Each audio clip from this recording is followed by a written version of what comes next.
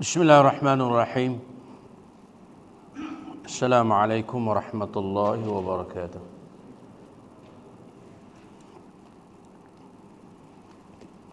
Innal hamdalillah nahmaduhu wa nasta'inuhu wa nastaghfiruh wa nastahdihi wa natubu ilayh wa na'udzu billahi min shururi anfusina wa sayyiati a'malina. Man yahdihillahu fala mudilla lahu ومن يضلل فلا هادي له أشهد أن لا إله إلا الله وحده لا شريك له وأشهد أن محمدا عبده ورسوله اللهم صل على محمد وعلى آله وأصحابه ومن جاهد بجهاده واستنى بسنته إلى يوم الدين يا أيها الذين آمنوا اتقوا الله حق تقاته ولا تموتن إلا وأنتم مسلمون أما بعد فإن أصدق الحديث كتاب الله خير الهدي هدي محمد صلى الله عليه وسلم وشر الأمور محدثاتها وكل محدثة بدعة كل بدعة ضلالة وكل ضلالة في النار اللهم يا ربي لك الحمد كما ينبغي لوجهك الكريم وعظيم سلطانك اللهم زدنا علما ورزقنا فهما اللهم زدنا ولا تنقصنا وأعطنا ولا تحرم علينا اللهم اهدنا بهديك وانصرنا بعونك يا أرحم الراحمين اللهم اجعلنا من الذين يستمعون القول فيتبعون أحسنه صلى الله على محمد والحمد لله رب العالمين وبعد. Muslimin dan muslimat, alhamdulillah kita sambung semula kelas kita melalui kitab prinsip akidah, prinsip dan dasar akidah Ahlussunnah wal Jamaah, dan kita berada pada bab yang kedua, iaitulah kaedah dan prinsip Ahlussunnah wal Jamaah di dalam mengambil dan beramal dengan hujjah, dengan dalil-dalil. Kita dah ambil dah 3 minggu-minggu sudah, di mana yang pertamanya telah ditegaskan bahawa kaedah ataupun prinsip Ahlussunnah wal Jamaah bahawa sumber akidah Ahlussunnah wal Jamaah ialah berasaskan kepada Al-Quran dan Sunnah Nabi SAW yang sahih, dan juga bersumberkan kepada ijma' salafus salih. Yang kedua, apabila kita bertemu dengan sunnah yang sahih, yang betul-betul datang daripada Nabi SAW, maka menjadi kewajipan kepada kita untuk menerimanya dan beramal dengannya. Dan yang ketiga, di dalam menafsirkan ayat-ayat Al-Quran dan hadis Nabi SAW,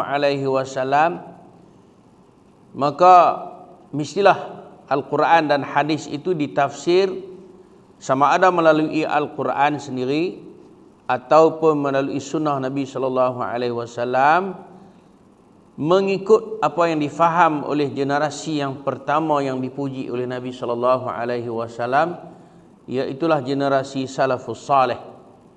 Kita boleh juga menafsirkan Al-Quran mengikut apa yang dipaham oleh para ulama yang berdiri di atas manhaj salafus salih. Dan malam ini insya-Allah kita masuk kepada prinsip yang keempat, dasar yang keempat bagi ahli sunnah wal jamaah di dalam mengambil dalil dalam bab akidah. Prinsip yang keempat, di mana ditegaskan bahawa prinsip-prinsip utama dalam agama ataupun dipanggil usuluddin. Di dalam masalah usuluddin, hendaklah kita ada satu keyakinan bahawa sesungguhnya semua dalam urusan agama, semua perkara dalam urusan agama telah pun dijelaskan oleh Nabi SAW. Mana Nabi SAW sebelum wafat, sebelum meninggalkan kita, sebelum meninggalkan para sahabat, segala urusan agama telah dijelaskan.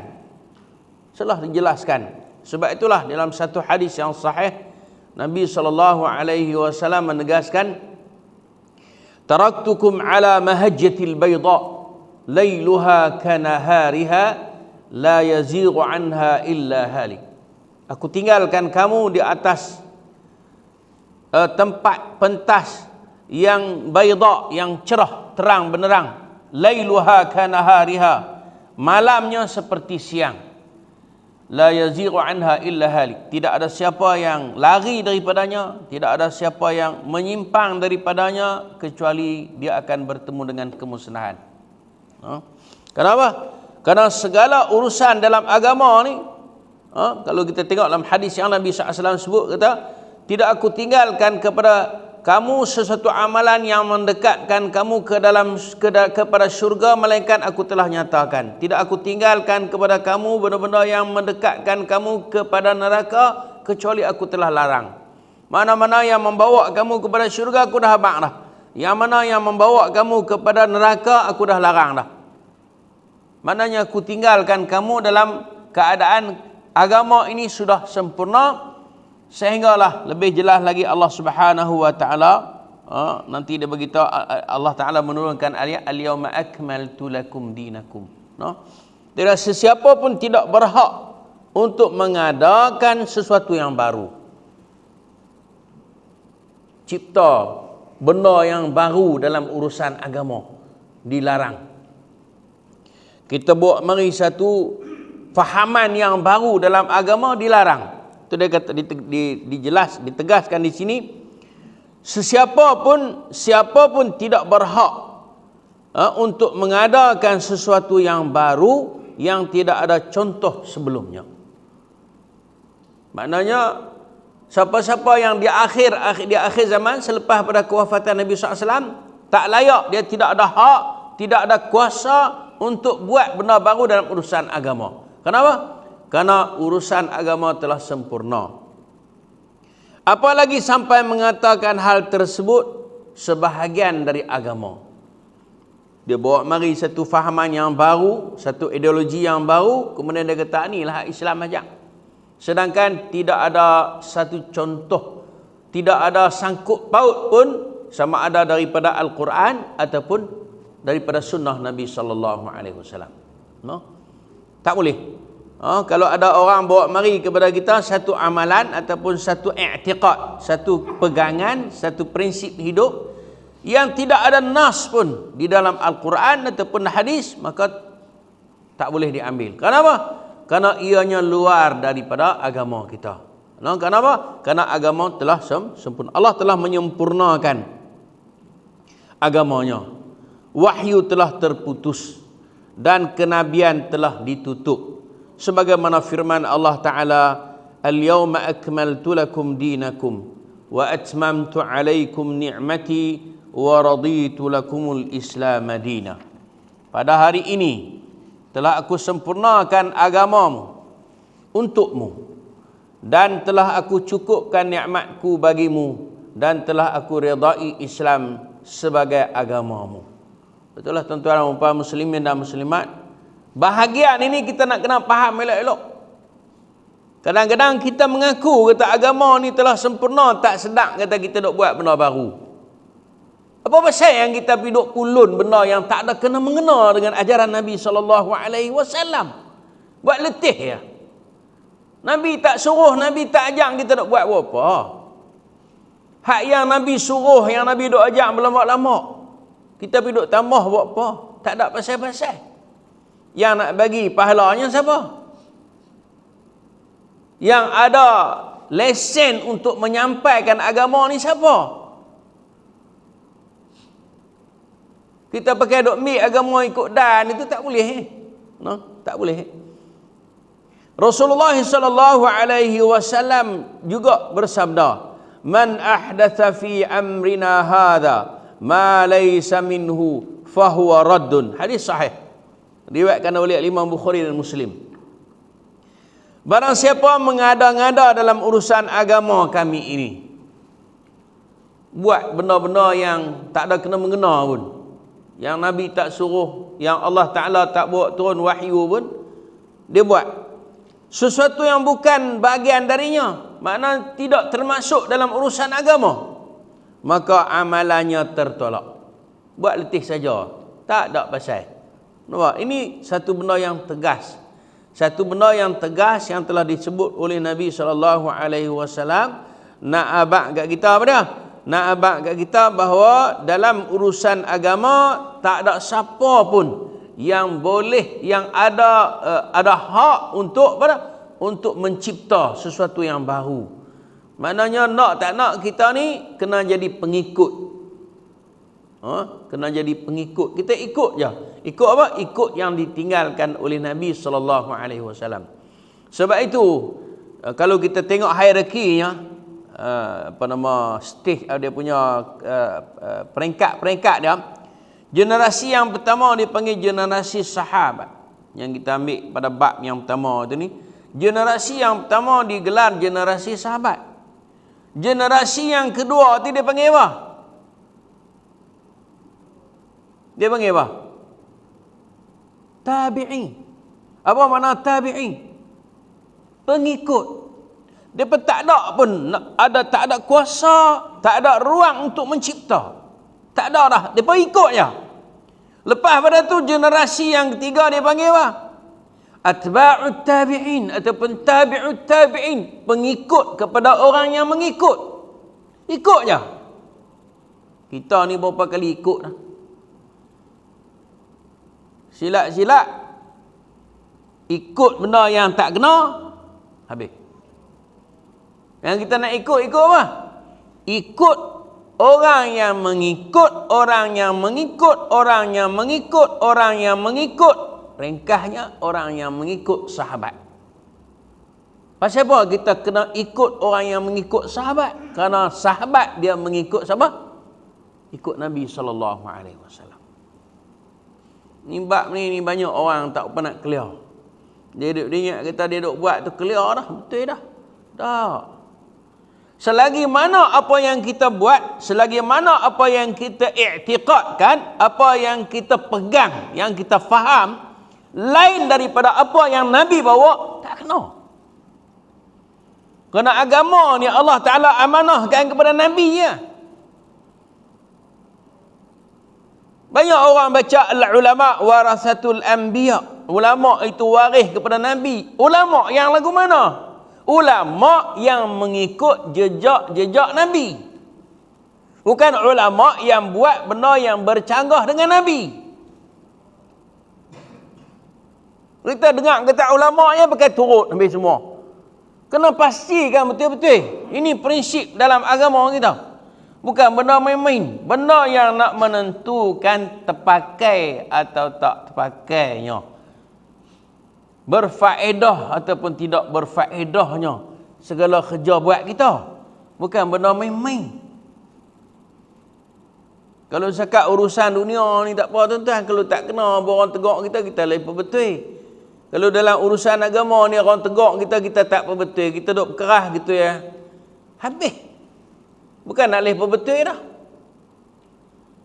Allah kata wa qadimna ila ma amilu min amalin faj'alnahu haba'an manthura.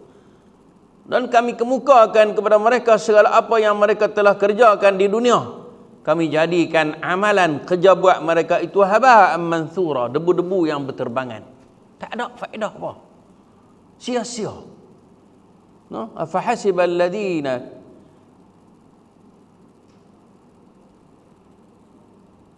Qul hal nunabbi'ukum bil akhsarina a'mala alladhina dhalla sa'yuhum fil hayatid dunya wa hum yahsabuna annahum yuhsinuna sun'a.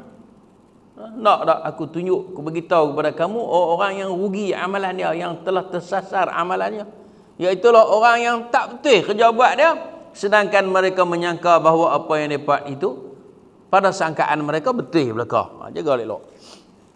Apatah lagi dalam bab akidah. Tuan-tuan dan puan muslim. Dan memang kita duk bicara bab akidah lah ni. No?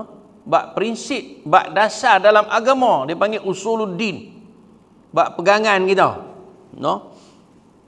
Itu Nabi tegaskan di sini, siapa yang buat benda-benda yang berkaitan dengan agama ni, tak ada pun yang kami suruh, tak ada pun yang kami habaq ke dia. Dia pandai buat. Ikut dia, dia berasa sedap lagu ni, dia buat lagu ni. Dia berasa sedap lagu lain pula, dia tukar buat lagu lain pula. Fahuwa raddun, kata Nabi SAW, amalan itu ditolak. Kerja buat itu ditolak. Okey, ini prinsip kita yang keberapa? Yang keempat. Apa dia? Kita nak kena faham elok bahawa agama ni dah solid dah. Dah perfect dah. Dah sempurna, dah lengkap. Apa urusan kita hanya? Urusan kita hanya ambil, buat. Tengok hak mana yang Nabi tinggal, hak tu kita buat. Tak payah kita duduk. Orang kita apa duduk ubah lah. Duduk nak repair kat ni, repair kat ni. Konon-konon pada kita cantik lah. Kita boleh lah kita nak repair ikut suka kita lah. Nak repair ikut mana pun. Tu pun silat-silat jumpa JPJ. Kena. Kan? Ini agama. Dan ditegaskan tadi. Hari ini kata Allah Ta'ala kepada Nabi, aku dah sempurnakan bagi kamu. Betul dalam hadis Nabi kata, zaruni ma taraktukum.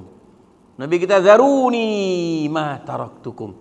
Biarkanlah aku apa yang ku tinggalkan kepada kamu. Mana hak mana yang ku tinggalkan hampa, biar lagu tu. Buat ya. Nah, sebab apa? Sebab apa yang telah aku buat tu dah cukup, dah comel, dah elok dah. Itu tuan-tuan dan puan muslimin dan muslimat sekalian, apabila turun ayat Al-Maidah ayat 3 ni, Al-yawma akmaltu lakum dinakum. Bila turun ayat ni, para sahabat ada yang nangis, ada yang teriak. Hak yang tak erti apa tu tanya, hampa teriak pasal apa? Kan? Pasal apa yang teriak? Kan? Maka jawablah para sahabat yang besar-besar, yang cerdik-cerdik, yang Allah bagi keimanan dan kefahaman kepada mereka, tidak ada selepas daripada kesempurnaan itu melainkan kekurangan. Mana lepas sempurna, dah sempurna elok dah, dia nak mari kurang lah. Apa maksud dia?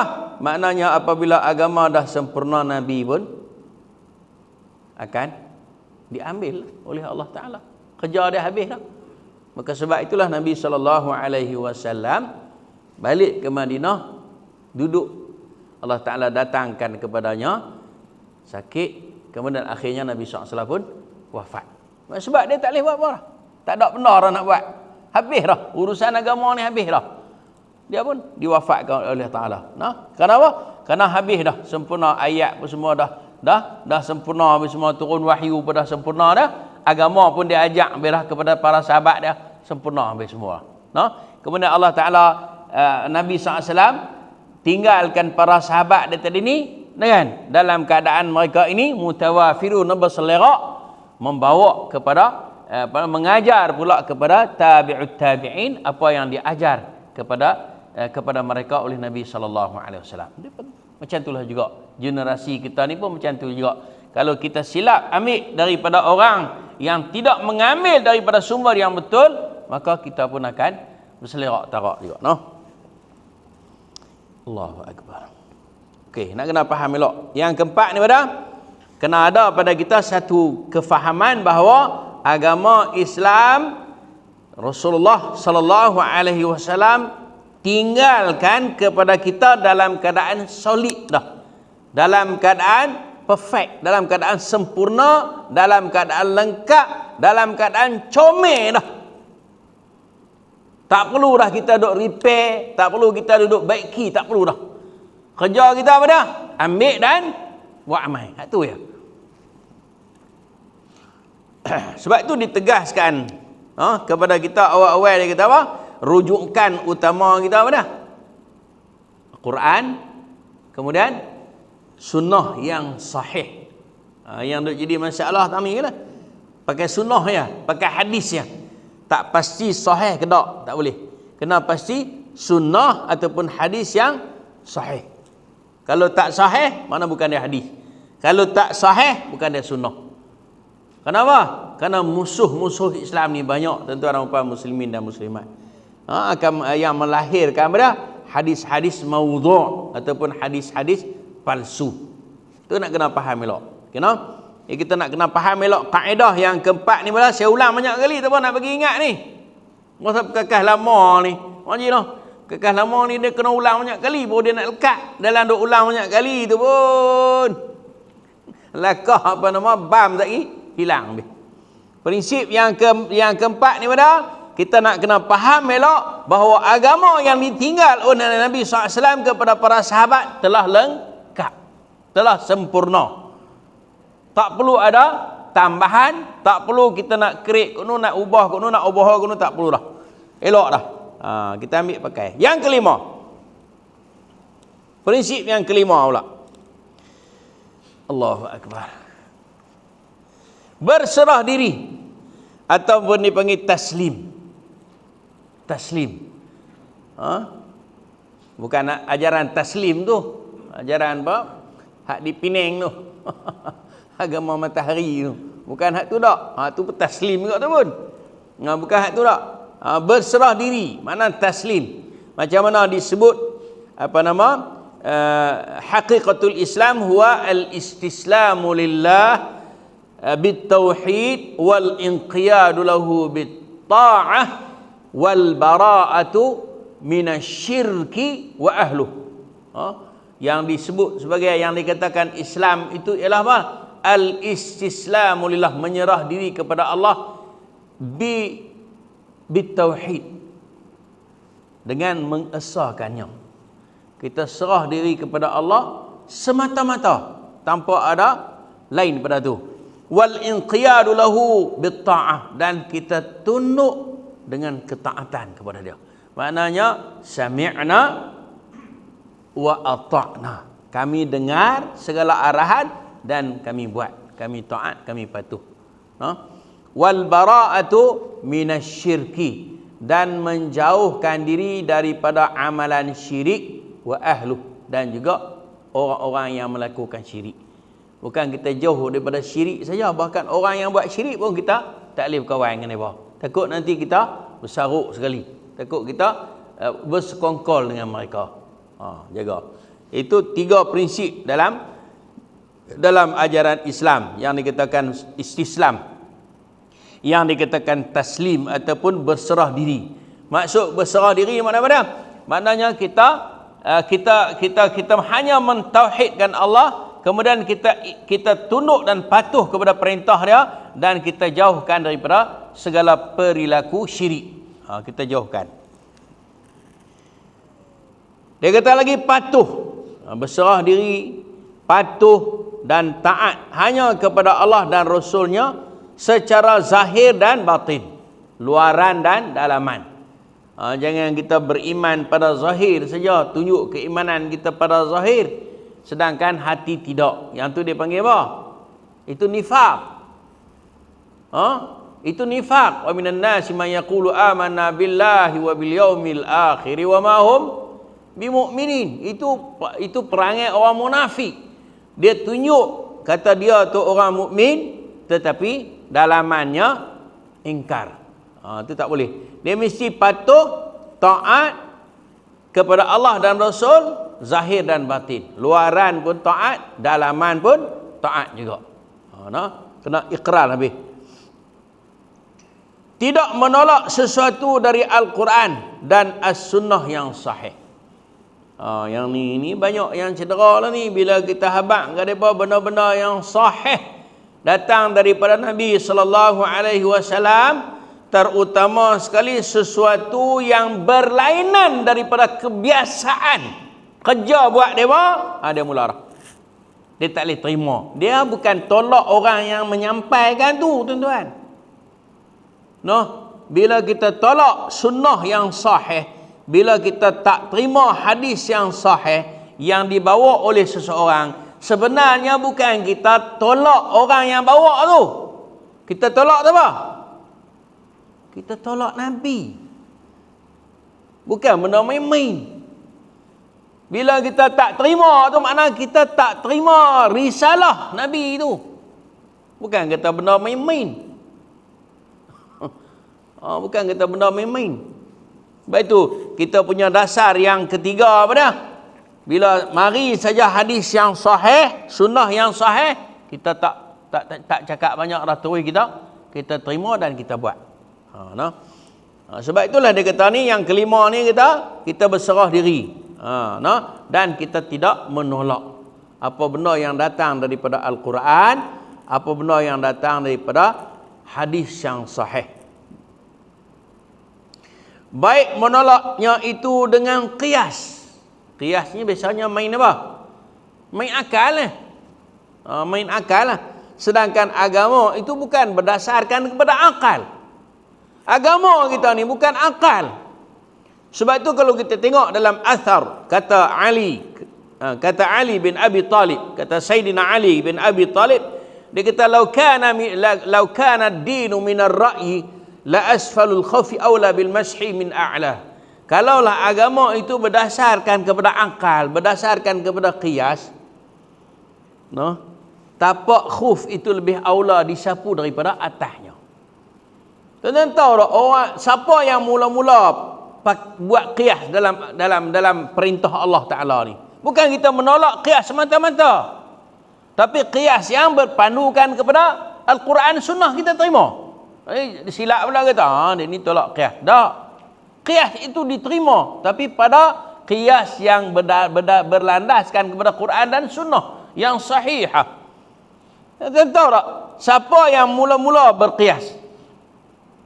Yang mula qiyas ni iblis. Yang mula qiyas ni iblis. Dia qiyas kat mana? Bila Allah Ta'ala suruh dia sujud kepada Adam. Dia kata apa?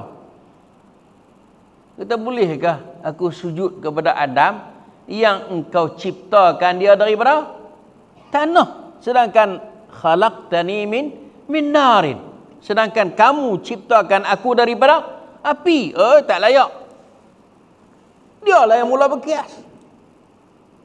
Tapi qiyas itu qiyas yang batil. Qiyas yang bercanggah dengan perintah Allah. Yang kita dibolehkan berqiyas ini pada benda-benda yang ada syarat dia nak qiyas pun. Contohnya macam kita nak qiyas kepada benda-benda yang pada minuman-minuman yang memabukkan. Dulu mana ada Gunistok, mana ada todi, tak ada. Zaman Nabi dulu tak ada. Dulu yang ada ialah pada peraman anggur, peraman kurma. Itu je yang ada. Apa illah, apa punca, apa sebab yang menyebabkan dia haram je minuman-minuman tu? Kita tengok di situlah. Dia panggil illah. Tu syarat-syarat nak qiyas tadi ni. Okeylah, yang tu boleh diterima lah qiyas tu. Tetapi pada akidah dia tidak ada qiyas, tuan-tuan dan puan. Kita tak boleh qiyas pada akidah. Akidah ni apa? Benda yang ittiba', kita ikut saja. Benda yang kita ikut saja. Ikut apa lah? Ikut yang diperintah oleh Allah, ikut yang diperintahkan oleh Nabi sallallahu alaihi wasallam, ikut apa yang dipegang oleh para sahabat. Itu saja. Tak boleh. Kalau tidak datang syak lah kalau nak qiyas. Allah kata afillahi syakkun. Pada Allah tu ada syak lagi ke? Pada Allah Ta'ala tu. Kita nak qiyas. Tak boleh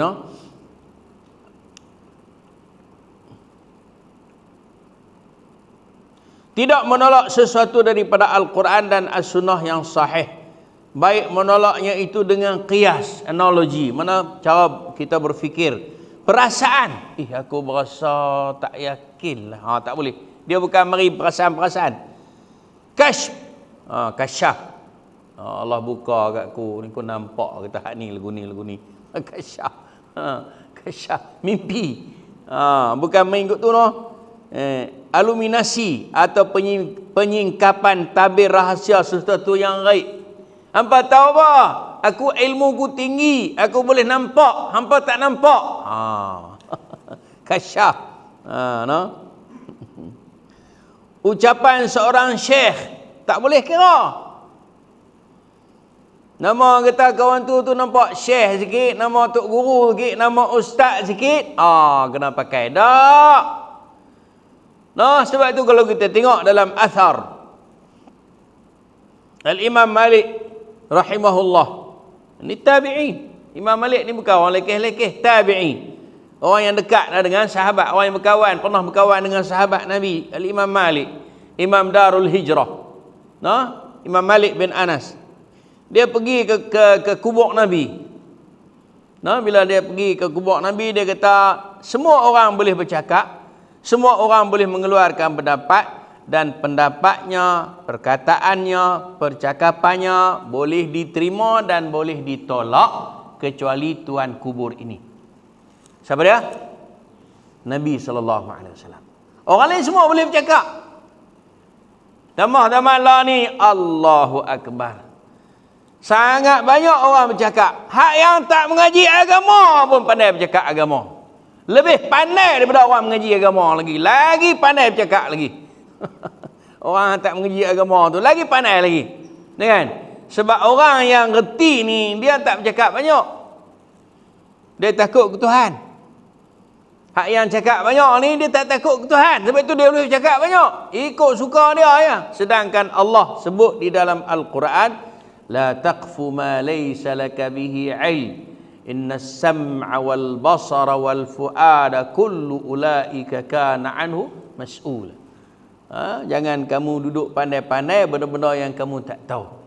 Jangan kamu duduk pandai-pandai benda yang kamu tak tahu. Kenapa? Segala pendengaran, segala penglihatan, segala niat lintasan hati kamu tu akan dipersoalkan nanti. Tak boleh buat main-main, no? Ucapan seorang syekh tak boleh jadi hujah. Tak boleh jadi hujah. Bila dia jadi hujah? Apabila ungkapan, percakapan, kata-kata dia tadi ni didatangkan dengan apa? Hujah daripada Al-Quran, dalil, bukti. Daripada Al-Quran, daripada hadis. Tu tak boleh, kena pakai. Kena pakailah. No? Ataupun pendapat imam-imam. Pendapat imam-imam. Maksud imam-imam ni ulama lah. Pendapat ulama pada pandangan saya lagu ni. Pandangan dia tidak boleh dijadikan hujah kecuali kalau disandarkan kepada nas yang sahih. Boleh diterima lah. No? Sebab tu Al-Imam Syafi'i, kalau dalam bab fiqh ni, Al-Imam Syafi'i dia kata idza sahhal hadis fahuwa madhhabi. Bila hadis itu sahih, itulah pandanganku. Fadribu qawli hadra haid. Tauklah perkataan aku ke dalam parit. Nah, apabila perkataan aku bertembung dengan hadis yang sahih, maka ambillah hadis yang sahih. Perkataan aku ni buanglah ke dalam parit, jangan pakai. Kenapa? Ia tidak lebih daripada pandangan. Ia tidak lebih daripada pendapat. Dia nampak, dia pikir lagu tu, tapi pemikiran dia tu yang dia nampak itu bercanggah dengan hadis yang sahih. Mana yang besar lagi? Yang mana yang besar lagi? No? Jadi imam-imam ni mereka adalah orang yang dekat dengan Allah, orang yang dekat, orang yang sangat mengetahui. Mereka sendiri berlepas diri. Kita yang duduk ulun, duduk mempertahankan benda-benda yang bercanggah dengan sunnah. Bukan kita nak mengakui bukan kita nak kata depa ni orang lekeh, depa orang hebat. Sebab itu depa sebab depa hebat itulah yang depa pesankan kita supaya apa? Nak ambil, jangan kamu ambil daripada aku kecuali setelah kamu tahu daripada mana kami mengambilnya. Itu juga perkataan imam-imam. Dia kata jangan kamu mengambil daripada kami kecuali apabila kamu telah mengetahui daripada mana sumber yang kami ambil. Itu kita nak kena faham dulu. Allah Ta'ala berfirman. Ni penegasan pada taslim tadi ni, penyerahan diri kepada Nabi, kepada Allah dan Rasul. Fala wa rabbika la yu'minuna hatta yuhakkimuka fima shajara bainahum thumma la yajidu fi anfusihim harajan mimma qadaita wa yusallimu taslima. Ayat ni cukup kemas. Mari kita faham ni elok. Maka demi Rabbmu, ini sumpah, Allah Ta'ala bersumpah. Allah Ta'ala bersumpah dengan nama dia. Dia kata demi Allah, mereka tidak beriman. Nampak tak? Bukan kata benda main-main. Benda yang benda yang menyebabkan gugurnya iman seseorang itu. No, mereka itu tidak dikira beriman sebelum mereka menjadikan engkau, yakni Muhammad Rasul sallallahu alaihi wasallam sebagai hakim, makna yang memutuskan di dalam perkara yang mereka perselisihkan. Kalau mereka duduk buat satu-satu keputusan di dalam kerja buat mereka, ikut hawa nafsu mereka, membelakangkan Nabi SAW, Allah kata mereka ni tak beriman. Iman mereka tak dipakai. No? Kemudian tidak ada rasa keberatan dalam hati mereka terhadap keputusan yang engkau berikan. Bila dah Nabi SAW buat sesuatu hukuman, sesuatu keputusan, di dalam apa masalah pun yang berlaku, mereka terima. Tak ada pun rasa, betul ke? Tak ada rasa sanksi. Terima terus. Dan mereka menerima dengan sepenuhnya. Tanpa ada keraguan, tanpa ada sanksi.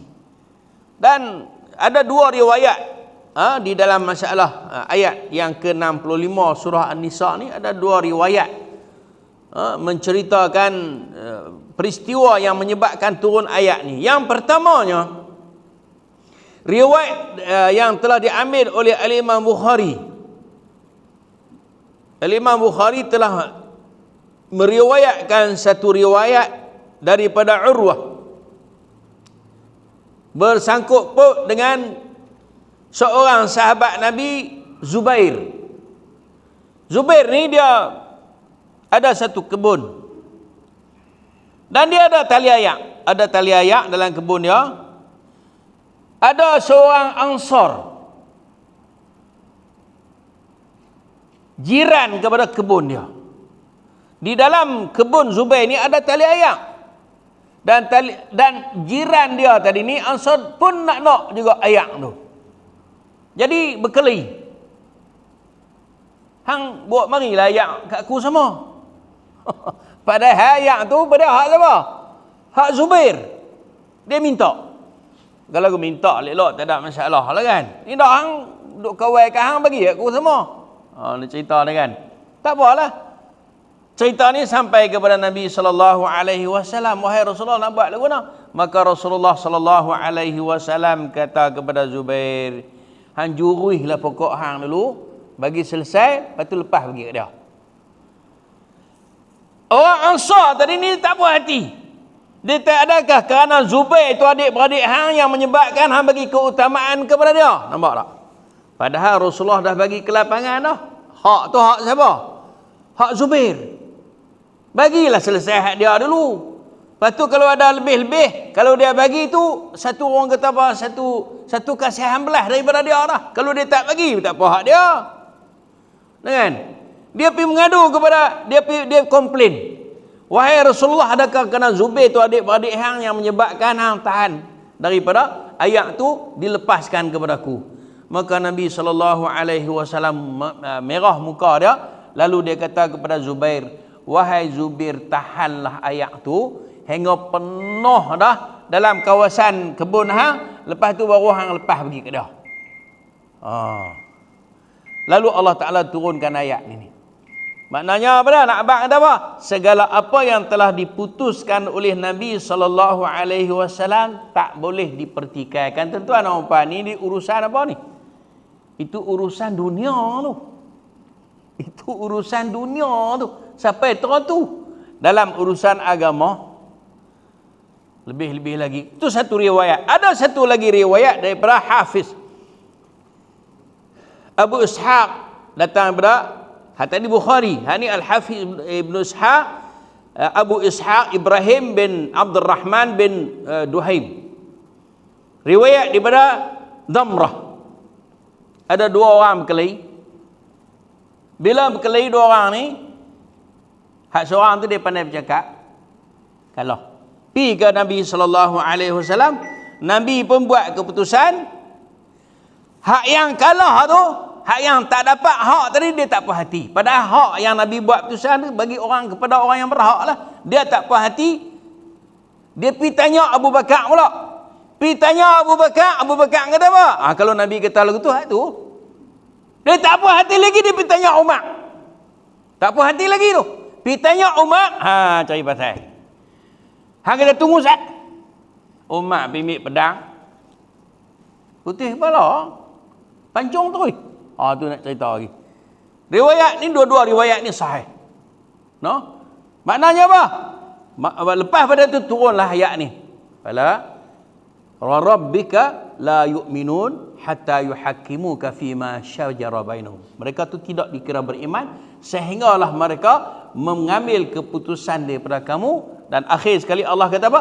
Wa yusallimu taslima, dan mereka terima hukuman keputusan yang kamu buat itu dengan penerimaan yang sepenuhnya, barulah dikira beriman. Kalau tadi ni dalam urusan dunia tuan-tuan, kalau dalam urusan agama, dalam urusan akhirat lebih-lebih lagi lah. No? Saya rasa ada event lagi kan? Ada majlis lagi, jadi kita berhenti sekat ni. InsyaAllah kita sambung minggu depan. Aqulu qawli hadha wa astaghfirullahal azim li wa lakum. Wa sallallahu ala Muhammad walhamdulillahi rabbil alamin. Subhanakallahumma wa bihamdika asyhadu an la ilaha illa anta astaghfiruka wa atubu ilaih. Ada soalan? Salam.